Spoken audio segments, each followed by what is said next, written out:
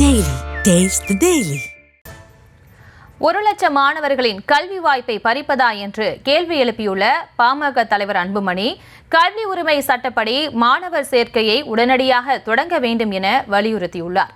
இது குறித்த கூடுதல் விவரங்களோடு இணைகிறார் செய்தியாளர் ராஜேஷ். வணக்கம். மேலும் விவரங்களை வழங்கலாம்.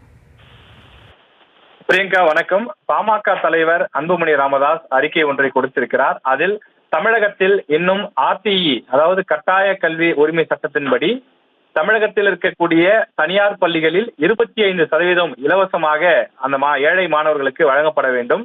அந்த விஷயத்திற்கு விண்ணப்பிப்பதற்கான அந்த அப்ளிகேஷன் இன்னும் ஓபன் ஆகவில்லை. தமிழக அரசு உடனடியாக இதற்கு நடவடிக்கை எடுத்து இதை அந்த மாணவர்கள் விண்ணப்பிப்பதற்கான ஏற்பாட்டை செய்ய வேண்டும் என்று குறிப்பிட்டிருக்கிறார். ஆண்டுதோறும் 1,00,000 மாணவர்கள் இந்த திட்டத்தின் கீழ் பயன்பெற்று வருவார்கள். குறிப்பாக ஏழை எளிய மாணவர்கள், சிங்கிள் பேரண்ட் என்று சொல்லக்கூடிய தந்தையை இழந்த அந்த பெற்றோர், அந்த மாணவர்கள் எல்லாம் கூட இந்த திட்டத்திலே அதிக அளவிலே பயன்பெற்று வந்தார்கள். ஆனால் பள்ளி திறப்பதற்கு இன்னும் 10 நாட்கள் மட்டுமே எஞ்சி இருக்கக்கூடிய நிலையில் தற்போது வரையில் மத்திய அரசை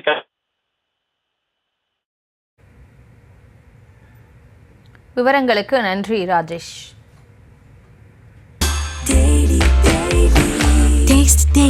Taste the Daily.